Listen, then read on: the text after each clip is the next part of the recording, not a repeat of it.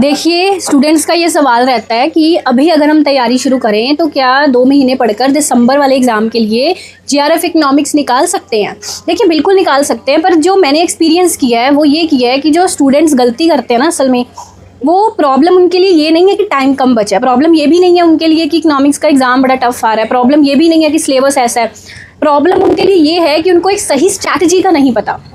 उनको पता नहीं है कि क्या पढ़ना है, कैसे पढ़ना है, किस तरह पढ़ना है, क्या नहीं करना, क्या करना है, एक सही प्लानिंग, एक सही स्ट्रैटेजी वो नहीं पता। खास तौर पर जो फ्रेशर स्टूडेंट्स हैं उनको दो बड़ी गलतियां वो जो करते हैं, इस टाइम पर अगर वो गलतियां ना करेंगे और एक कंसिस्टेंसी से अच्छे खासे घंटे दिन में अपने लगाकर तैयारी शुरू करेंगे, अभी भी तो जीआरएफ इकोनॉमिक्स कर सकते हैं। ठीक है, पहली गलती कि कम टाइम बचा है, अभी हमारे पास इतना टाइम नहीं है कि हम किताबें पढ़ लें, लेक्चर सुन लें। ऐसा करते हैं कहीं से फटाफट से नोट्स लेकर नोट्स पढ़ लेते हैं। पहली गलती ये करते हैं, कम टाइम बचे पर आपको एग्जाम भी तो क्लियर करना है ना। खाली नोट्स पढ़कर कैसे कंसेप्ट क्लियर होंगे?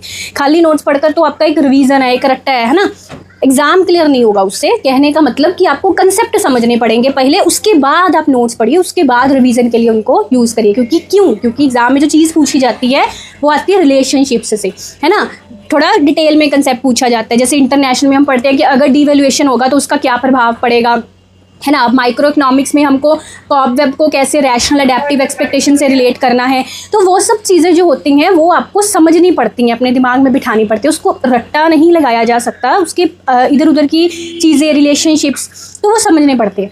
अब उसको समझने के दो तरीके होते हैं, या तो आप टेक्स्ट बुक्स पढ़ो। अब टेक्स्ट बुक पढ़ने का अभी टाइम नहीं है हमारे पास, जैसे माइक्रो की अलग बुक, मैक्रो की अलग बुक, तो उसके लिए मैंने जो आपको वीडियो लेक्चर्स दिए होते हैं कोर्स में, वो उन्हीं टेक्स्ट बुक से दिए होते हैं जो हमारे सिलेक्शन बैचेस में आपको लेक्चर्स मिलते हैं।